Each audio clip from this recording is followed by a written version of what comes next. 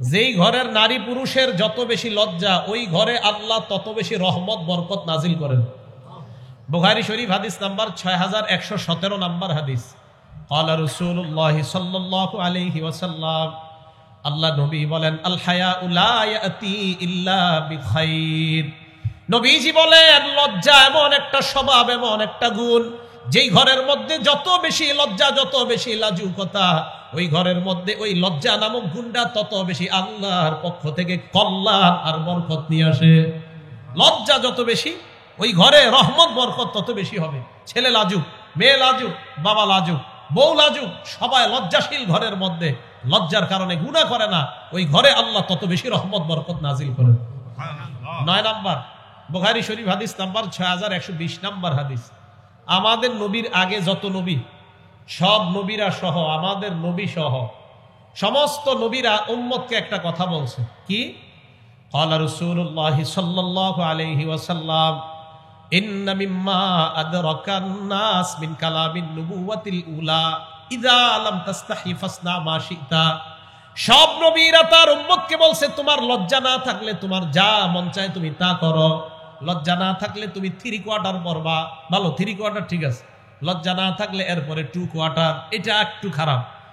হ্যাঁ, এরপরে উঠতে উঠতে এতটুকু প্যান্ট পরে। 18-19 বছরের ছেলেরা সমাজে এতটুকু প্যান্ট পরে কিনা? আরে আসে কিনা? এটা জায়েজ নাই ভাইও, যুবক ভাইয়েরা এতটুকু প্যান্ট পরেন না, এটা অন্যায়, এটা না জায়েজ। আর আপনারা যাদেরকে আইডল মনে করেন, যাদেরকে অনুসরণীয় ব্যক্তিত্ব, নায়ক নায়িকা মনে করেন, এই নায়ক নায়িকারা এরার পোশাক কি বড় হয় না ছোট হয় দিন দিন? বলেন তো। এই কথা স্পষ্ট, যাদের পোশাক যত কমবে, মেয়েদের পোশাক যত কমবে, ছেলেদের পোশাক যত হাঁটুর উপরে উঠবে, মেয়েদের পোশাক আরো যত কমবে, ওই মেয়ে ওই ছেলে পুরা দুনিয়ার ভিতরে সবচেয়ে বেহায়া নির্লজ্জ, এতে কোনো সন্দেহ নাই। বেহায়া এতটুকু প্যান্ট কিভাবে পরে? আমি তো অবাক হয়ে যাই, হাউ ইজ ইট পসিবল, কিভাবে সম্ভব? একটা ছেলে 18-19 বছর বয়স, ও কিভাবে এটা পরে? তো শরম লজ্জার ব্যাপার। এর কি শরম করে না? হুজুর কোনো ব্যাপার না, রিডিকিউলাস ম্যাটার, এটা একটা হাস্যকর ব্যাপার হুজুর। না ছোঁয়া শরম করে না? ইংলিশ মারাও আর প্যান্ট এই জায়গায় পরো। 18-19 বছর বয়স প্যান্ট পরে, তো নির্লজ্জতায় বেহায়া। ভাইও মনে রাখবেন, আপনার বয়স বালেগ হওয়ার পরে আপনি প্যান্ট পরা, এটা হারাম, এটা জায়েজ নেই। আপনি কিভাবে হাঁটু দেখান?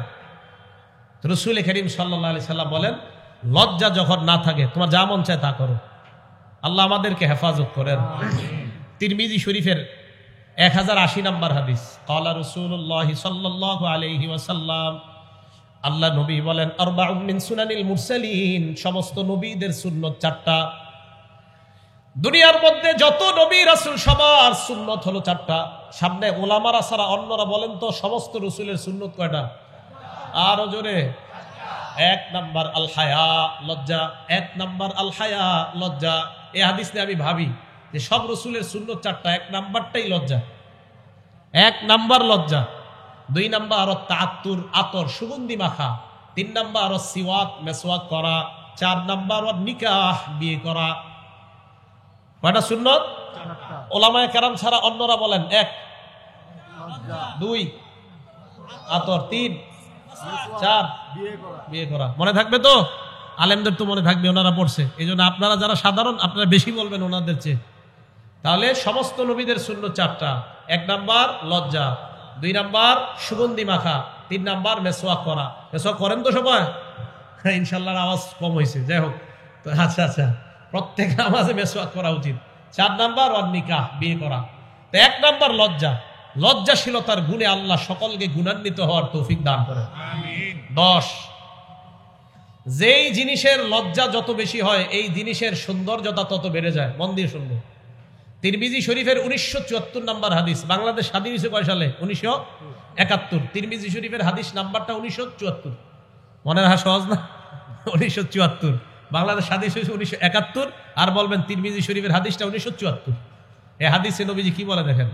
ক্বালা রাসূলুল্লাহ সাল্লাল্লাহু আলাইহি ওয়াসাল্লাম, আল্লাহ নবী বলেন, মা কানাল ফুহশু ফি শাইইন ইল্লা শানা। যেই জিনিসের মধ্যে নির্লজ্জতা, বেহায়াপনা যত বেশি, ওই জিনিসের গন্ধ, ওই জিনিসের ময়লা তত বেশি বেড়ে যায়। তাহলে মেয়েদের পোশাক যত ছোট হয়, তার শরীরে ময়লা তত বাড়ে। পোশাক যত কমবে ময়লা বাড়বে। ওয়ামা কানাল হায়াউ ফি শাইইন ইল্লা জানা, যেই জিনিসের মধ্যে লজ্জা বেশি ওই জিনিসের সৌন্দর্যতা বেড়ে যায়। আমাকে আপনারা বলেন, দোকানের মধ্যে যখন আপনারা স্যাম্পল দেখেন, স্যাম্পল দেখার পর এরপরে কেন বলেন গোডাউনের ত্যাগটা দেন, কেন ওটা নেন না? হ্যাঁ, স্যাম্পলটা দেখেই তো পছন্দ করছে, ওইটা নেন না, গোডাউনের ত্যাগটা দেন। তার মানে দামি যেটা এটা গোপন। দামিটা সবাই বলেন দামি। বলেন তো আসমান জমিনের মাঝে সবচাইতে দামি কে? সবচাইতে দামি কে? দেখি ওই যে দামি জিনিস গোপন থাকে। হ্যাঁ, আল্লাহ সবচেয়ে দামি তাই গোপন। আল্লাহ সবচেয়ে দামি তাই গোপন। হ্যাঁ, দেখবো আমরা জান্নাতে ইনশাআল্লাহ। এখান থেকে কি বোঝা যায়? দামি জিনিস গোপন থাকে। এবার আমি আপনাদেরকে বলবো দুনিয়ার সবচাইতে শ্রেষ্ঠ একটা সম্পদের কথা বলবো। তাহলে বলেন তো সবচেয়ে শ্রেষ্ঠ জিনিসটা কি গোপন থাকা দরকার না প্রকাশ? সবাই বলেন এটা কি যত্ন করা দরকার না খোলামেলা রাখা দরকার? আমি আবার বলছি, দুনিয়ার শ্রেষ্ঠ একটা সম্পদের কথা বলবো। এই শ্রেষ্ঠ সম্পদটা কি যত্ন করা দরকার না খোলামেলা রাখা দরকার? মুসলিম শরীফ হাদিস নাম্বার 3535 3535 3535 ক্বালা রাসূলুল্লাহ সাল্লাল্লাহু আলাইহি ওয়াসাল্লাম, আল্লাহ নবী বলেন, আদ-দুনিয়া মাতা, পুরা দুনিয়াটা ভোগের জায়গা। ওয়া খায়রু মাতা'id দুনিয়া আল মারআতুস সালিহা, এই দুনিয়ার মাঝে সবচেয়ে শ্রেষ্ঠ সম্পদ হলো একজন নেককার নারী। সুবহানাল্লাহ। আমি বলবো আপনারা উত্তর দিবেন। বলেন তো দুনিয়ার শ্রেষ্ঠ সম্পদ নেককার নারী। দুনিয়ার শ্রেষ্ঠ সম্পদ, দুনিয়ার শ্রেষ্ঠ সম্পদ। তাহলে এটা কি আমরা যত্ন নিব নাকি খোলামেলা রাখবো? দামি আল্লাহ গোপন থাকে, তাই দামি নারী তাকেও আমরা গোপন রাখবো। সুবহানাল্লাহ। দামি জিনিস গোপন রাখতে হয়, এটাই উসুল। প্রয়োজনে প্রকাশ করা। এই জন্য মেয়েকে যেদিন দেখবে ছেলে আইসা দেখা যায়, মেয়ের স্বামী মেয়েটাকে দেখা যায়। আল্লাহ আমাদের সকলকে কোরআন সুন্নাহ নিজের মন মতো না, বরং কোরআন সুন্নাহ যেইভাবে নবী আসলে আমাদেরকে বুঝাইতে চাচ্ছে ওইভাবে যেন আমরা বুঝতে পারি। আল্লাহ তৌফিক দান করেন। আল্লাহ আমাদের সকলকে তৌফিক দান করেন। কারণ নিজের মন মতো যদি বুঝতে চান তাহলে ঝামেলা আছে। রাসূল করিম সাল্লাল্লাহু আলাইহি সাল্লাম কয়, 4 অবস্থা যখন উম্মতের মাঝে হবে তখন বুঝবা উম্মত ঝামেলার মধ্যে পড়ে যাবে। তিরমিজি শরীফের 3058 নম্বর হাদিস। নবীজি বলেন, তানহাউনা আনিল মুনকার তা'মুরুনা বিল মারুফ, তোমরা নেক কাজের আদেশ অসৎ কাজের নিষেধ করতে থাকবা 4 জিনিস দেখার আগ পর্যন্ত। হাত্তা ইযা রাআইতা শুহান মুতাআ, দেখবা মানুষ কৃপণতার পূজা করে। টাকাটা নিজের কাছে রেখে দেওয়াটা মনে করবে এটাই ঠিক, যাকাত না দেওয়াটা মনে করবে ঠিক। 1 2 নাম্বার হাওয়ান মুত্তাবা, নফসের পূজা করবে মানুষ। 3 নাম্বার দুনিয়া মুআসসারাতা, দুনিয়াকে মানুষ প্রাধান্য দিবে। 4 নাম্বার ওয়া ইজাবা কুল্লি যি রাইয়িন বিরাইহি, প্রত্যেক মানুষ তার মতটাকেই মনে করবে এটাই সঠিক, দুনিয়ার সব ভুল। এই নফস আর মন চাহি জিন্দেগি যখন হবে তখন বুঝবা নেক কাজের আদেশ অসৎ কাজের নিষেধ অন্যদের মাঝে অতটা কাজ হবে না। তো কি করবা তখন? নিজের ঈমান নিজে হেফাজত করার চেষ্টা করবা। ভাই উলামায়ে কেরাম আপনাদের খুব মহব্বত করে, আপনাদেরকে জাহান্নাম থেকে বাঁচাইতে চায়। তাই উলামায়ে কেরামকে শত্রু মনে করবেন না। মাঝে মাঝে উলামায়ে কেরাম কোরআন সুন্নাহ বলতেই থাকে, বলতে থাকে, ও হুজুর খুব ভালো বলে। যেই একদিন হুজুর একটা কথা বলে যেটা আপনার বিরুদ্ধে যায় অথচ আপনি অন্যায় করতেছেন, তখনই বলেন ধুর এটা অন্যায়। তাহলে আল্লাহ আমাদের সকলকে কোরআন সুন্নাহ মোতাবেক জীবন পরিচালনা করার তৌফিক দান করেন। তাহলে 10টা কথা গেল। যেই জিনিসের লজ্জা বেশি এই জিনিসের সৌন্দর্য বেশি। এবার আসেন, লজ্জা 4 প্রকার। বলেন লজ্জা কয় প্রকার? 4 প্রকার। 1 আল হায়াউ মিনাল্লাহ, আল্লাহকে লজ্জা পাওয়া। 2 নাম্বার আল হায়াউ মিনাল মালাইকা, ফেরেশতাদেরকে লজ্জা পাওয়া। 3 নাম্বার আল হায়াউ মিনান নাস, মানুষকে লজ্জা পাওয়া। 4 নাম্বার আল হায়াউ মিনান নাফস, নিজেকে লজ্জা পাওয়া। লজ্জা কয় প্রকার? 4 প্রকার। 1 নাম্বার আল্লাহকে লজ্জা পাওয়া, 2 নাম্বার ফেরেশতাকে লজ্জা পাওয়া, 3 নাম্বার মানুষকে লজ্জা পাওয়া, 4 নাম্বার নিজেকে লজ্জা পাওয়া। 1 নাম্বার কাকে লজ্জা পাওয়া? আজকে থেকে 2টা আয়াত সবসময় মনে রাখবেন। আয়াত মনে না রাখলেও চলবে, অর্থ মনে রাখলেই চলবে। প্রথম সূরা আলাক আয়াত নাম্বার 14। আপনি রাস্তা দিয়ে হাঁটছেন, শয়তান আপনাকে গুনাহ করাতে চাচ্ছে, শয়তান আপনাকে এদিক সেদিক নিতে চাইতেছে। আল্লাহ পাক রব্বুল আলামিনের ওই আয়াত সাথে সাথে কানে আনবেন যে আল্লাহ আমাকে বলছে সূরা আলাকের 14 নম্বর আয়াতে, আলাম ইয়ালাম বিআন্নাল্লাহ ইয়ারা, এই বান্দা, এই সে কি জানে না আমি তাকে দেখছি? এই সে কি জানে না আমি তাকে দেখছি? আপনি হাঁটছেন, গুনাহ করতেছেন, আপনি মদের বোতল নিলেন, আপনি মাদক, আপনি নেশা করবেন। আল্লাহ বলছেন, এই বান্দা তুমি কি জানো না আমি তোমাকে দেখছি? আলাম বিআলাম, আল্লাহ দেখছে আমাকে আপনাকে। এ হলো 1 নম্বর আয়াত। 2 সূরা কফ 16 নম্বর আয়াত, আল্লাহ বলেন ওয়ালাকাদ খালাকনাল ইনসানা ওয়া না'লামু মা তুওয়াসবিসু বিহি নাফসু, আমি মানুষ বানাইলাম, মানুষের অন্তর যা কুমন্ত্রণা দেয় আমি আল্লাহ জানি। আল্লাহ এত কিছু জানে, আমি কথা বলতেছি আরিফ বিন হাবিব, আল্লাহ কয় আমি জানি। এই মুখ বন্ধ, জিহ্বা দিয়ে আল্লাহরে কিছু বলছি, আল্লাহ কয় এটাও জানি। জিহ্বা বন্ধ, ঠোঁট বন্ধ, মনে মনে শুধু কল্পনা করছি, আল্লাহ কয় এটাও জানি, সব জানে। তখন বলেন ওয়ানাহনু আকরাবু ইলাইহি মিন হাবলিল ওয়ারিদ, তোমার শাহরগ এই দমনীরও আরো নিকটবর্তী আমি আল্লাহ। ভাইও রাস্তা দিয়ে হাঁটার সময় গুনাহ যখন করতে মন চাইবে, চিন্তা করবেন আল্লাহ বলছে এই বান্দা, আরে তুমি কি জানো না আমি তোমাকে দেখছি, গুনাহ ছেড়ে দেন, আজকে থেকে ছেড়ে দেন না, আমি সহ সবাই ছেড়ে দেই। আল্লাহ বলছে আমি তোমাকে দেখছি, তুমি কি দেখো না? আরে আমি তো জানি সব, তুমি কি করছো, কি ব্যাপার, তুমি কেন গুনাহ করছো? আল্লাহকে লজ্জা পাও। আল্লাহ আমাদের সকলকে আল্লাহকে যেন লজ্জা পাই আল্লাহ তৌফিক দান করেন। এবার আল্লাহকে লজ্জা পাওয়ার একটা দৃষ্টান্ত নেন। ইউসুফ আলাইহিস সালাতু ওয়াস সালাম আর জুলাইখা এক ঘরে। ইউসুফ আলাইহিস সালাম আর জুলাইখা এক ঘরের মধ্যে আছে। ইউসুফ আলাইহিস সালাতু ওয়াস সালাম আর জুলাইখা, আরে ওলামায়ে কেরামদের খেদমতে লাগাই দিয়েছে। ছাত্র কই? এ বেটা সামনে আসো। আল্লাহু আকবার। রাসূল করিম সাল্লাল্লাহু আলাইহি সাল্লাম হাদিসের মধ্যে আল্লাহকে লজ্জা পাওয়ার ব্যাখ্যাও দিয়েছেন। আগে জানি আল্লাহকে লজ্জা পাওয়ার একটা দৃষ্টান্ত সূরা ইউসুফ আয়াত নাম্বার 23। ইউসুফ নবী আর জুলাইখা এক ঘরের মধ্যে আছে। অগল্লাকাতিল আবওয়াব, দরজা লাগাই দিছে সব। দরজা লাগিয়ে দেওয়ার পর জুলাইখা কয় ক্বালাত হাই তালাক, ইউসুফকে ডাক দিতেছে নিচের দিকে, কুমন্ত্রণা জানায়। ওরা ওয়াদাতুল্লাতি হুয়া ফি বাইতিহা আন নাফসি, ইউসুফ আলাইহিস সালাতু ওয়াস সালামকে ফুসলানো শুরু করলো জুলাইখা। ইউসুফ নবী চিন্তা করে দেখলেন আশেপাশে দরজা বন্ধ, জানালা বন্ধ, কেউ নাই। ইউসুফ নবীকে কেউ দেখে না, দেখে কে? আল্লাহ। ইউসুফ নবী বললেন ক্বালা মাআযাল্লাহ, আমি আল্লাহর আশ্রয় চাই। আল্লাহকে লজ্জা পাওয়া, এজন্য আল্লাহকে লজ্জা পাওয়া এটা খুব জরুরি বিষয়। আল্লাহ আমাদের সকলকে আল্লাহকে যেন আমরা লজ্জা পাই আল্লাহ তৌফিক দান করেন। তাহলে আল্লাহকে লজ্জা পাওয়ার 1 নম্বর প্রকার আল্লাহকে লজ্জা পাওয়া। আল্লাহকে লজ্জা পাওয়ার আবার 4 অর্থ। লজ্জা কয় প্রকার? 4 প্রকার। 1 আল্লাহকে লজ্জা পাওয়া, আল্লাহকে লজ্জা পাওয়া আবার 4 অর্থ। তিরমিজি শরীফ হাদিস নাম্বার 2458, 2458 নাম্বার হাদিস। ক্বালা রাসূলুল্লাহ সাল্লাল্লাহু আলাইহি ওয়াসাল্লাম, আল্লাহ নবী বলেন ইস্তাহিউ মিনাল্লাহি হাক্কাল হায়া, তোমরা আল্লাহকে যথাযথভাবে লজ্জা পাও। সাহাবারা বললেন ইন্না লানাস্তাহি মিনাল্লাহি ওয়ালহামদুলিল্লাহ, হুজুর আমরা তো আল্লাহকে লজ্জা পাই। আল্লাহকে লজ্জা পাওয়ার আবার কি অর্থ? নবীজি বললেন আল্লাহকে লজ্জা পাওয়ার অর্থ হলো 4টা। 1 নাম্বার আন তাহফাজুর রাসা ওয়া মা ওয়া, তোমার মাথা আর মাথার আশেপাশে যা এইগুলা তুমি গুনাহ থেকে বাঁচাইবা। আন তাহফাজুর রাসা ওয়া মা ওয়া, মাথা, মাথার আশেপাশে চোখ, নাক, কান, মুখ গুনাহ থেকে বাঁচাও।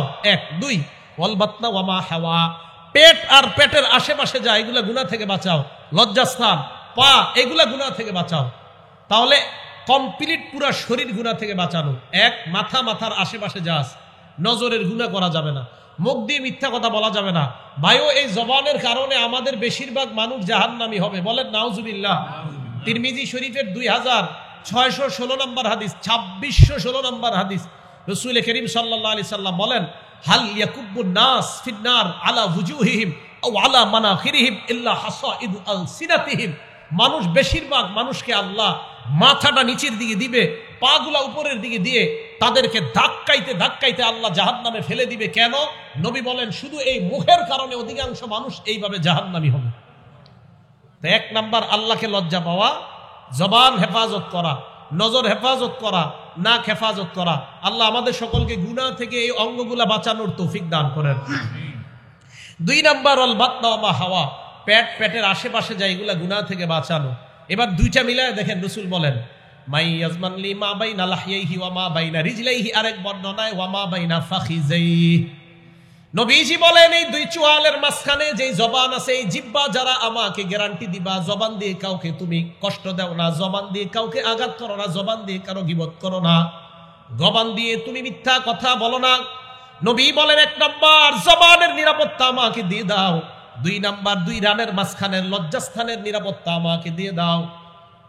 নবীকে যদি বলতে পারেন, হুজুর আমি জবান দিয়ে গুনাহ করি না, লজ্জাস্থান দিয়ে আমি গুনাহ করি না, আল্লাহ নবী বলেন 2 জিনিসের গ্যারান্টি, নিরাপত্তা দিয়ে দাও, আজমান লাহুল জান্নাহ, আমি নবী তাকে জান্নাতে নেওয়ার জিম্মাদার হয়ে গেলাম। আমি আল্লাহর কাছে বলে তাকে জান্নাতে নিব। তাহলে 1 নাম্বার মাথার আশেপাশে যা গুনাহ থেকে বাঁচানো, 2 নাম্বার পেটের আশেপাশে গুনাহ থেকে বাঁচানো। এই 2 জায়গার দ্বারা কি বোঝা যায়? কমপ্লিট পুরা বডি গুনাহ থেকে বাঁচানো। 3 নাম্বার ওয়াতাতাযাক্কারুল মাউত ওয়াল বিলাহ, মরণ স্মরণ করা, মরণের পর আপনি পচে যাবেন এই অংশটা স্মরণ করা। আমি আপনি আজকে মারা গেলাম, এই যে দেখেন আমি আপনাদের সামনে বয়ান করতেছি, কি জনপ্রিয়তা, ভাবনা এমনই তো আমার, হ্যাঁ আমি কালকে মারা যাবো, শেষ, কালকে এই একটু পরে মারা যাবো, কালকে এই মুহূর্তে 1 দিন, পরের দিন 2 দিন, পরের দিন 3 দিন। বিশ্বাস করেন 3 দিন পরে আপনারা যার যার মতো কাজ শুরু করবেন। 4 দিনের দিন আরিফ বিন হাবিবের জন্য কিছু একটা করা দরকার, আচ্ছা 7 দিনের দিন ভুলে গেছেন। 1 মাস পরে সবাই সবার মতো, 1 বছর পরে কিসের কে আরিফ বিন হাবিব, কোথায় কে সে কি, সব শেষ। ওয়াতাতাযাক্কারুল মাউত ওয়াল বিলাহ, তুমি মরে যাইবা, মরার পর পচে যাইবা, ওটা নিয়ে ভাবো। এটাই তো সত্যি কথা। আমি আপনি মারা যাওয়ার পর আমার সন্তানাদি, আমার আত্মীয় স্বজন আমাদেরকে দাফন করে দিবে। দাফন করে দেওয়ার পর একটু বলবে এই সে ভালো ছিল, সেই ছিল, সেই ছিল, 2 দিন 3 দিন, আস্তে আস্তে সবাই সবার মতো চলবে। আপনার বাড়ি গাড়ি সব রয়ে গেল। এটা নিয়ে ভাবেন যে আমি যা কামাই করেছি, যা উপার্জন করেছি, সব রয়ে গেল, আমি কবরে চলে গেলাম। ভাইও আজকে থেকে ভাবেন, আজকে রাতে মাথাটা বালিশে লাগান, একটু সময়ের জন্য লেপটা মুড়ি দেন, কম্বলটা মুড়ি দিয়ে চোখটা খোলেন, দেখবেন আপনি অন্ধকার, কিছু দেখা যায় না। চোখ খোলেন, ল্যাপ মুড়ি দিয়ে, কাঁথা মুড়ি দিয়ে চোখ খোলেন, লাইট অফ, দেখবেন কিছু দেখা যায় না। তখন ভাববেন, আচ্ছা আমার লাশটা কবরে রাখলো কামরাঙ্গীরচরের জনগণ, রাখার পর আমার লাশের উপরে বাঁশ দিল, বাঁশ দেওয়ার উপরে আবার মাটি দিল, আচ্ছা আমি তো কিছু দেখতে পাবো না, আচ্ছা অন্ধকার, ব্যাপারটা কি? ইমানদার হলে কবর আল্লাহ আলোকিত বানায় দিবে। ভাই কথাগুলা ভাবেন। নবীজি বললেন আল্লাহকে লজ্জা পাওয়ার 3 নাম্বার অর্থ ওয়াতাযাক্কারুল মাউত ওয়াল বিলাহ, তুমি মারা যাইবা, এটা চিন্তা করো, পচে যাইবা, চিন্তা করো। 4 ওমান আরাদাল আখিরাতা তারাকা জিনাতাদ দুনিয়া, আখিরাতের স্মরণে দুনিয়ার চাকচিক্য বিসর্জন দেওয়া। কামরাঙ্গীরচর দিয়ে আপনি হাঁটছেন, হঠাৎ একটা 10 তলা 5 তলা বাড়ির দিকে তাকাইলেন আর চিন্তা করলেন আমারও যদি হইতো, চিন্তা করতেছেন। এখন মনে করেন কি করবেন? তখন আখিরাত চিন্তা করবেন, আখিরাতে আল্লাহ আরো বড় দিবে, সুবহানাল্লাহ।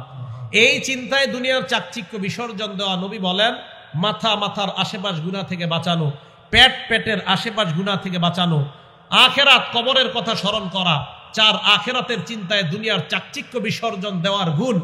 এই 4টা যার মাঝে অর্জন হয়ে যাবে প্রাত্যহিক প্রতিদিনের জীবনের মধ্যে, ফাকাদ ইস্তাহইয়া মিনাল্লাহি হাক্কাল হায়া, সে আল্লাহকে যথাযথ লজ্জা পাইবে। 2 নাম্বার আল হায়া মিনাল মালাইকা, ফেরেশতাদেরকে লজ্জা পাওয়া। সূরা ইনফিতরের আয়াত মনে রাখবেন, ওয়া ইন্না আলাইকুম লাহাফিজিন কিরামান কাতিবিন। এই যে আমি আপনি হাঁটছি, এখন থেকে আমরা নিয়ত করব যে হাঁটতেছি। আল্লাহ বলেন ওয়া ইন্না আলাইকুম লাহাফিজিন, তোমাদের সাথে সংরক্ষণকারী ফেরেশতা আছে, কিরামান কাতিবিন, সম্মানিত লেখকগণ। আমি আপনি টেলিভিশনের দিকে তাকাইলাম, ফেরেশতা লিখে ফেলছে। আমি আপনি নারীর দিকে একবার তাকানোর পর নজর নিচের দিকে করলাম, ফেরেশতা গুনাহ লেখে নাই, আবার তাকাইলাম, লিখে ফেলছে। প্রথমবার তাকাইলাম, নিচে তাকাইলাম, লিখে নাই, আবার তাকাইলাম, লিখে ফেলছে। ইয়ালামুনা মা তাফআলুন, যা করছো করে ফেলছে। ভাবেন না আজকে থেকে ভাবনাটা, আচ্ছা আল্লাহ আমাকে দেখে, এটাও আবার আল্লাহর লেখকগণ আমার সব কর্মকাণ্ড লিখে ফেলতেছে। ইন্না লিল্লাহ, আমার হবে কি? আল্লাহ বলে কি আর হবে? 15 নাম্বার পারা 2 নাম্বার পৃষ্ঠা খোলো, খোলার পর এটা পড়বা যে আমি আল্লাহ কুল্লা ইনসানিন আলজামনাহু তাইরাহু ফি উনুকি, আমি তোমার গলার মধ্যে ছোট্ট একটা খাতা, মেমোরি কার্ড ঝুলিয়ে দিয়েছি। ওয়ানুখরিজু লাহু ইয়াউমাল কিয়ামাতি কিতাবা, কিয়ামতের মাঠে আমি আল্লাহ এটা খুলবো। ইয়ালকাহু মানশুরা, বান্দা ওইটাকে দেখতে পাবে খোলা অবস্থায়। দেখার পর কি হবে? আল্লাহ বলেন ওই বান্দা দেখা বলবে মালি হাযাল কিতাব লা ইগাদিরু সগীরাতাও ওয়ালা কাবীরাতান ইল্লা আহসাহা, নাউজুবিল্লাহ, ইন্না লিল্লাহি। আমলনামার কি হলো?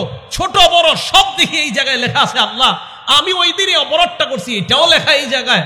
ভাইও ছাড় দেওয়া হবে না। এই জন্য আমি আপনি যা করছি সব লিপিবদ্ধ হয়ে যাচ্ছে। তবে তাফসীরের কিতাবে আজীব একটা কথা আমি পেয়েছি, প্রতিদিন আমরা যা করি রাতে এটা আল্লাহর কাছে পেশ করা হয়। সহিফা আসছে হাদিসের মধ্যে, পেশ করার পর কি তাফসীরে আসছে, সহিফা পেশ করার পর আল্লাহ প্রথম পৃষ্ঠা খোলে, ওখানে ইস্তেগফার, শেষের পৃষ্ঠা ওখানেও ইস্তেগফার, মাঝখানের গুলা আর দেখে না, আল্লাহ দিয়ে দেয়। ফেরেশতা বলে আল্লাহ লেখলাম তো এত কিছু, আর তো দেখলেন না। এটা তাফসীরের একটা বর্ণনা। এই কথা বলার পর আল্লাহর পক্ষ থেকে বলা হয় আমি তো জানি কি করেছে না করেছে। প্রথম পৃষ্ঠায় ভালো লেখা, শেষ পৃষ্ঠায় ভালো লেখা, মাঝে কিছু ভুলভ্রান্তি বান্দার হয়ে গিয়েছে, আমি আল্লাহ সব মাফ করে দিচ্ছি। তো বলতেছিলাম আমার আপনার আমল নামাটা ফজরের মাধ্যমে যেন শুরু হয়, এশার মাধ্যমে যেন শেষ হয় দিনটা। কথা বুঝে আসছে? তাহলে আমাদের আমল নামায় শুরুতে ফজর, শেষে এশা হবে। হ্যাঁ, মাঝের নামাজ তো ছাড়াই যাবে না, বাকি এদিক সেদিকের ভুলগুলা আল্লাহ চাইলে মাফ করে দিবেন। তো বলতেছিলাম ফেরেশতাদেরকে লজ্জা পাওয়া 2, 3 নাম্বার ওয়াল হায়াউ মিনান নাস, মানুষকে লজ্জা পাওয়া। আজীব একটা হাদিস শোনাই মানুষকে লজ্জা পাওয়ার, বুখারী শরীফের 7 নাম্বার হাদিস। দেখেন, আমরা কি মুসলমান না অমুসলমান? সবাই বলেন মুসলমান না অমুসলমান?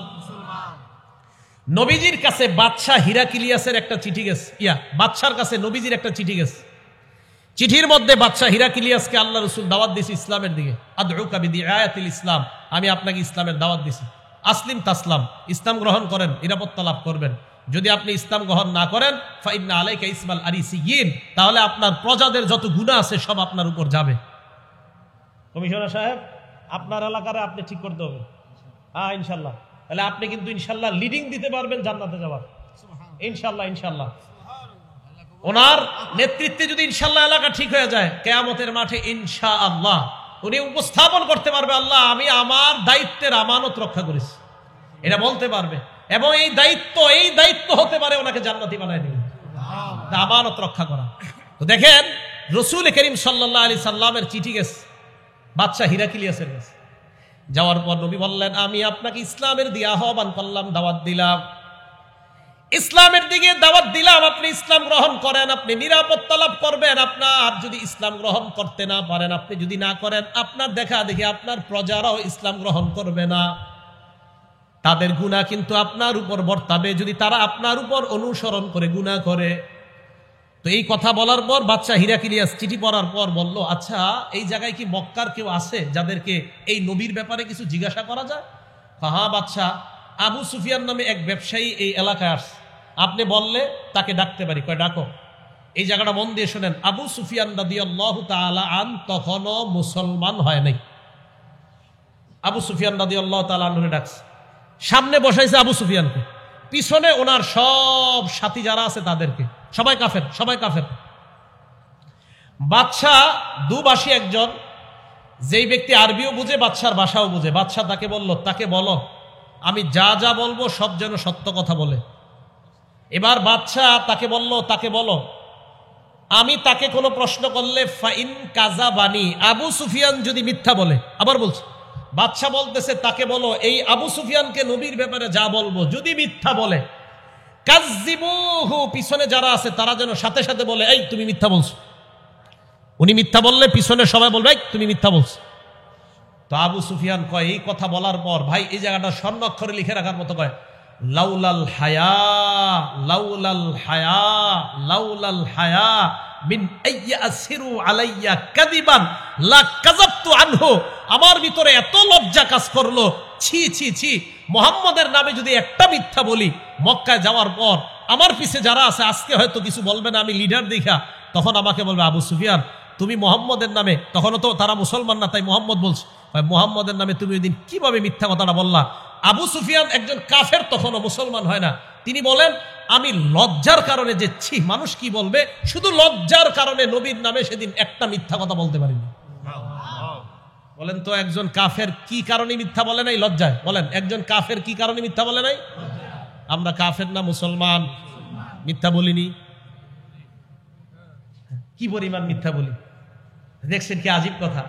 একজন অমুসলমান লজ্জায় উনি মিথ্যা কথা বলে না। আল্লাহ আমাদের সকলকে লাজুকতা লজ্জার গুণে গুণান্বিত হওয়ার তৌফিক দান করেন। তাহলে মানুষকে লজ্জা পাওয়া জানলাম। 4 আল হায়াউ মিনান নাফস, নিজেকে লজ্জা পাওয়া।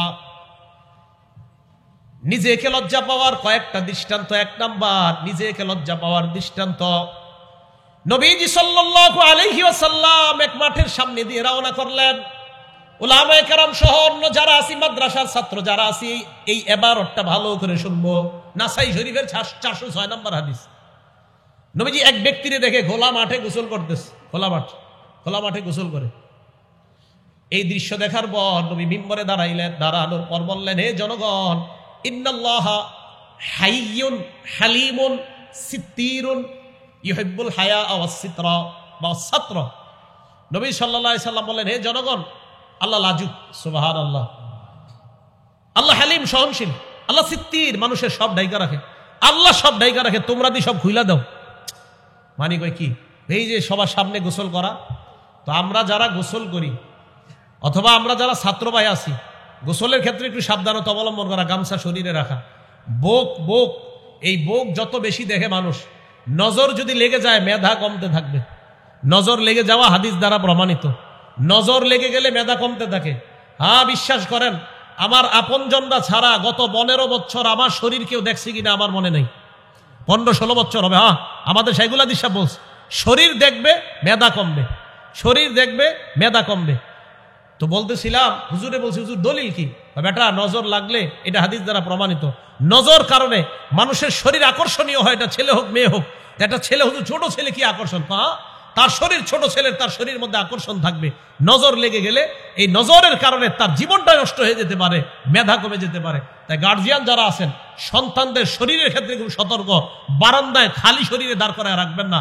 মাদ্রাসা ছাত্র হোক, স্কুলের ছাত্র হোক, খালি শরীরে বারান্দায় দাঁড় করায় রাখবেন না, অন্যরা যেন আপনার সন্তানের শরীর না দেখে। এই ব্যাপারটা সতর্কতা অবলম্বন করা।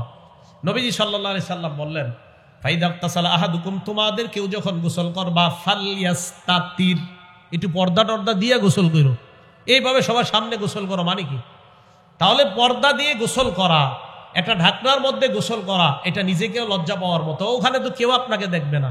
আল্লাহ আমাদের সকলকে এই গুণটা অর্জন করার তৌফিক দান করেন। আরেকটা উদাহরণ দেখি আমরা, আবু দাউদ শরীফের হাদিস নাম্বার 4014 নাম্বার হাদিস। এই হাদিসের মধ্যে একজন সাহাবা আছে, নাম জারহাদ। বলেন কি নাম? জারহাদ। এটা হাসির ঘটনা। জারহাদ রাদিয়াল্লাহু তাআলা আনহু বলেন, জালাসা রাসূলুল্লাহ সাল্লাল্লাহু আলাইহি ওয়াসাল্লাম ইনদানা ওয়া ফাখিজি মুনকাশিফা। জারহাদ রাদিয়াল্লাহু তাআলা আনহু বলেন, আল্লাহর নবী আমাদের সামনে বসা, আমার রান খোলা। জারহাদ রাদিয়াল্লাহু তাআলা আনহু বলেন, আমার রান খোলা, নবী আমাদের সামনে বসা। নবী আমার দিকে তাকায় বললেন, ছি ছি, আমা আলিমতা আন্নাল ফাখিজা আওরা, তুমি কি জানো না রান সতরের অন্তর্ভুক্ত? এই মিয়া, রান ঢাকো। তাহলে এই হাদিস দ্বারা বুঝলাম রান পুরুষের সতর না সতরের বাহিরে, এটা ঢাকতে হবে, না ঢাকলে গুনাহ হবে। নবীজি বললেন, আমা আলিমতা আন্নাল ফাখিজা আওরা, এই তুমি জানো না রান ঢেকে রাখতে হয়? আওরাত মানে ঢেকে রাখার জিনিস, আওরাত মানে ঢেকে রাখার জিনিস, এটা ঢেকে রাখতে হয়, জানো না? এই জন্য মনে রাখবেন, সতর আর আওরাতের মধ্যে পার্থক্য কি বলেন তো? সতর আর আওরাত, সতর বলা হয়, মনে করেন মা বোনদেরকে দিয়ে বুঝাই, মা বোনদের সতর কোনটা, আওরাত কোনটা? মা বোনদের সতর বাবার সামনে যা খোলা রাখা যায়, মামার সামনে যা খোলা রাখা যায়, মায়ের সামনে যা, বাবা ভাইয়ের সামনে যা খোলা রাখা যায়, চাচার সামনে একটা মেয়ে যা খুলতে পারে, এটার নাম সতর। অন্যের সামনে যা খুলতে পারে না মেয়ে, এটার নাম আওরাত। তাই অন্য পুরুষের সামনে মেয়ে চেহারা ঢেকে রাখা, এটার নাম আওরাত। বাবার সামনে চেহারা খোলা রাখা, এটার নাম সতর। তো কোনো মেয়ে যদি চেহারা খুইলা কোনো শপিং মলে চাকরি করে, এটার নাম কখনো আওরাত হবে না, এটা সতর হবে। আর বুঝতে হবে এই মেয়েটাকে, ওই শপিং মলওয়ালা মূলত মেয়ের দুর্বলতার মধ্যে, যে মেয়েটা একটু চাকরি করে টাকা স্বাবলম্বী হোক, এটা যদি তার মাকসাদ হয় এটা ভালো কথা, কিন্তু তার মাকসাদ এটা না। মেয়েকে ওই দোকানে চাকরি দেওয়ার অর্থ, তার মাকসাদ যে এই জায়গায় কাস্টমার আকর্ষণ করা, তার মানে ওই মেয়েটাকে তার দোকানের পণ্য হিসাবে সে ব্যবহার করছে। এটা পণ্য, নারীকে সম্মান দেয় না। এটা যদি সত্যি হয় নারীর প্রতি তার যে না, মেয়েটা অসহায় দুর্বল, একটু টাকা পয়সা পাক, এটা ভালো কথা। কিন্তু যদি না উদ্দেশ্য হয়, তা আপনি তো একটা কালা মেয়ের চাকরি দেন না আপনার শপিং মলে। হ্যাঁ, আপনি একটা কালো মেয়ের চাকরি দেন, অসহায় দুর্বল কালো মেয়ের, তা তো দেন না। আমাদেরকে বুঝান, একটা কালো অসহায় মেয়ে, কি কালো অসহায় মেয়ে নাই বাংলাদেশে? একটা কালো অসহায় মেয়ের চাকরি দেন। ওই দোকানদাতা ভালো করে জানে এরে বসাইলে কাস্টমার আসবে না। তাহলে কি এই মেয়েটারে কি বলেন, তার প্রতি কি আপনার অনুগ্রহ করা হলো না, তাকে পণ্য বানানো হলো। হ্যাঁ মা বোনরা আমার কথা বুঝার চেষ্টা করবেন, এখানে আপনাকে পণ্য বানানো হয়, আপনার সৌন্দর্যতাকে পণ্য বানানো হচ্ছে। তো বলতেছিলাম রাসূল করিম সাল্লাল্লাহু আলাইহি সাল্লাম বললেন, আমা আলিমতা আদনাল ফাখিজা আওরা, তুমি কি জানো না রান ঢেকে রাখতে হয়? আল্লাহ আমাদের সকলকে রান সর্ব অবস্থায় যেন আমরা ঢেকে রাখতে পারি, আল্লাহ তৌফিক দান করেন। এবার আবু দাউদ শরীফের 4015 নম্বর হাদিস শোনেন। এই হাদিসটা লিখে রাখার মতো শেষের অংশটা, আগে প্রথম অংশ শোনেন, শেষের অংশটা ঘরে টানা রাখবেন ডেলি, তাহলে আপনার দ্বারা এই গুনাহ আর হবে না। ক্বালা রাসূলুল্লাহ সাল্লাল্লাহু আলাইহি ওয়াসাল্লাম, আল্লাহ নবী হযরতে আলীকে বললেন, আলী লা তাকশিফ ফাকিজাকা, তুমি তোমার রান কখনো খুলবা না।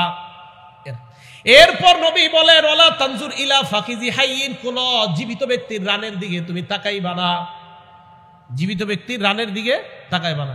দেশ গ্রামের মানুষ কাঁচা দিয়া খেতে কাজ করে, রে পুরো অবস্থা খারাপ। ওয়ালা তানজুর ইলা ফাকিজি হাইয়িন, তুমি জীবিত ব্যক্তির রানের দিকে তাকাইবা না। আচ্ছা এটা ভালো কথা, জীবিত ব্যক্তির রান দেখা জায়েজ নাই, বুঝে আসছে। নবী শেষে যেটা বললেন, এটা ঘরে ঠেলি দরজায় টানা রাখবেন, দেখবেন বাইরে হইবেন, ঢুকবেন আর দেখবেন। নবীজি বলেন, ওয়ালা তানজুর ইলা ফাকিজি মাইয়িতিন, মরা ব্যক্তির রানের দিকেও তাকাইবা না। মরা ব্যক্তির রান দেখতে আল্লাহ নবী নিষেধ করলেন। তাহলে বলেন আমাদের সমাজে যারা জীবিত ব্যক্তি তারা যদি রান দেখায়, এটা কি নির্লজ্জতা কিনা? এটা বেহায়াপনা। নবীজি বললেন জীবিত ব্যক্তির রান দেখো না, পরে কয় মরা ব্যক্তির রানও দেখো না। তাহলে বলেন রান এটা কতটা গুরুত্বপূর্ণ একটা অংশ পুরুষের জন্য। এবার আরেকটা হাদিস বললে গুরুত্বটা আরো বুঝে আসবে। হাদিস নাম্বার আবু দাউদের 4017 নম্বর হাদিস। এক সাহাবা উনি রাসূল করিম সাল্লাল্লাহু আলাইহি সাল্লামের কাছে প্রশ্ন করছেন। এই হাদিসটা হলো এরকম, উলামায়ে কেরাম খুব এই হাদিসের সাথে পরিচিত। আন বাহজ ইবনে হাকিম আন আবিহি আন জাদ্দিহি, বাহজ ইবনে হাকিম তার আব্বা থেকে, তার আব্বা তার দাদা থেকে, এই হাদিসগুলো প্রায় আসে। তো বাহজ ইবনে হাকিম তার বাবা থেকে, তার বাবা তার দাদা থেকে জিজ্ঞাসা করছে, রাসূল করিম সাল্লাল্লাহু আলাইহি সাল্লামকে প্রশ্ন করছে, আওরাতুনা মানাতি মিনহা ওয়া মা নাজার, হুজুর আমরা কাদের সামনে কোন অঙ্গগুলা ঢেকে রাখবো আর কাদের সামনে ঢেকে রাখতে হবে না? নবীজি বললেন, ইহফাজ আওরাতাক ইল্লা মিন যাওজাতিক, তোমার বিবি ছাড়া তোমার ঢেকে রাখার অঙ্গ কারো সামনে তুমি খুলবা না। বাবার সামনেও রান খুলবেন না, ভাইয়ের সামনেও রান খুলবেন না, বোনের সামনেও রান খুলবেন না। নবীজি বললেন তোমার বিবি ছাড়া অন্য কারো সামনে যা ঢেকে রাখতে হয় তা খুলবা না। এই কথা বলার পর এখন দেখেন যেটা জিজ্ঞাসা করছে, এটা আমাদের যুবক ভাই যারা আছি, রাত্রে দরজা লাগায় যারা ফেসবুকিং করি, স্ক্রলিং এফবি করি যারা, আপনারা গার্জিয়ান যারা আছেন আপনারা কিন্তু জানেন না, এরা রাত 11টার পরে পড়ালেখার বাহানায় ভিতর দিয়ে দরজা লাগায় কি যে করে আপনিও জানেন না। এখন শোনেন, তো সাহাবা প্রশ্ন করলেন, হুজুর ইজা কানা আহাদুনা খালিয়া, হুজুর ঘরে দরজা লাগায় যদি কেউ একা একা ঘরের ভিতরে থাকি তাহলেও কি রান ডাকতে হবে? আবার ঘরের ভিতরে একা একা আসি হুজুর, তখনও কি রান ঢাকতে হবে? আবার বলছি, হুজুর ঘরে একা আসি, এই একা একাও কি আমার রান ঢেকে রাখতে হবে? ঘরে কেউ নাই হুজুর, দরজা লাগানো। নবীজি বলেন, ফাল্লাহ আহাক্কু আইয়ুস্তাহইয়া মিন, রাসূল করিম সাল্লাল্লাহু আলাইহি সাল্লাম বলেন, মিয়া ঘরে কেউ নাই, আল্লাহকে লজ্জা পাওয়া আরো বেশি দরকার তোমার। তাহলে ঘরে একা থাকলে রান খোলা যাবে ইচ্ছা করে? জোরে কয় না, রান ইচ্ছা করে খোলা যাবে না, অনিচ্ছায় হতে পারে। একা ঘরে থাকলে ইচ্ছা করে রান খোলা রাখা যাবে না। আচ্ছা আরেকটা হাদিস বলি, আবু দাউদ শরীফের হাদিস নাম্বার 4018 নম্বর হাদিস। এই হাদিসটাও সবার জন্য। ক্বালা রাসূলুল্লাহ সাল্লাল্লাহু আলাইহি ওয়াসাল্লাম, আল্লাহ নবী বলেন, লা ইয়ানজুরুর রাজুলু ইলা উরিয়াতির রাজুল, কোন পুরুষ অন্য পুরুষের লজ্জাস্থানের দিকে তাকাবে না। ওয়ালাল মারআতু ইলা উরিয়াতিল মারআ, কোন নারী অন্য কোন নারীর লজ্জাস্থানের দিকে তাকাবে না। এরপর নবীজি কি বলে দেখেন, ওয়ালা ইউগজির রাজুলু ইলার রাজুলি ফি সাওবিন ওয়াহিদ, এক পুরুষ আরেক পুরুষের সাথে এক কাঁথার নিচে, এক কম্বলের নিচে, এক লেপের নিচে ঘুমাবে না। হ্যাঁ যারা আছেন, দুই ছেলেকে এক লেপের নিচে ঘুমাইতে দিয়েন না, দুই ছেলেকে এক লেপ, এক কম্বল, এক কাঁথার নিচে ঘুমাইতে দিয়েন না। ভাইয়ারা শুনেন, ছোটবেলা থেকে 5-6 বছর থেকে ছেলের কম্বল লেপ আলাদা করে দেন, দুইজনের আলাদা করে দেন। এরপরে নবী বলেন, ওয়ালাল মারআতু ওয়ালা তুফজিল মারআতু ইলাল মারআতি ফি সাওবিন ওয়াহিদ, এক মেয়ে আরেক মেয়ের সাথে এক কাঁথা, এক কম্বলের নিচে ঘুমাবে না। এই আমল ঘরে চালু করেন।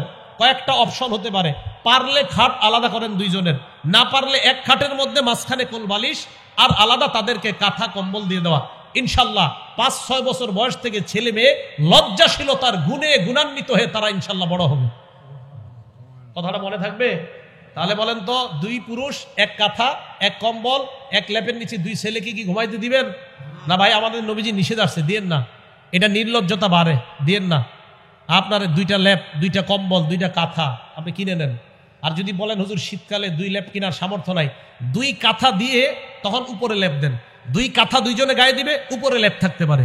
2 কাঁথা 2 ছেলে গায়ে দিবে, উপরে লেপ থাকবে দুজনের উপরে, এটা হতে পারে। এটা রসুলের এই হাদিসটা পালন করার চেষ্টা করব, তাহলে নির্লজ্জতা থেকে বাঁচতে পারবো, বেহাপনা থেকে বাঁচতে পারবো, লজ্জাশীলতার গুণে গুণান্বিত হতে পারবো। আল্লাহ পাক রব্বুল আলামিন আমাদের সকলকে লজ্জাশীলতার গুণে গুণান্বিত হওয়ার তৌফিক দান করেন। আলোচনা শেষ হয়নি, তো লজ্জাশীলতার গুণ এটা আমরা যেন সকলে অর্জন করতে পারি, আল্লাহ তৌফিক দান করেন। বাকি আলোচনাটা একটু পরে করব, করার আগে আপনাদের সামনে রুমাল যাবে মাদ্রাসার, আপনারা কেউ উঠবেন না, হ্যাঁ কেউ উঠবেন না। ছাত্র ভাইয়েরা রুমাল নিয়ে যান তাড়াতাড়ি, মাদ্রাসার জন্য আপনারা দান করবেন। ছাত্ররা তাড়াতাড়ি রুমাল নিয়ে যাই, আমরা কেউ উঠবো না। ছাত্র ভাইয়েরা সবার সামনে রুমাল নিয়ে যাই, আলোচনা এখনো শেষ হয় নেই। মাদ্রাসার 6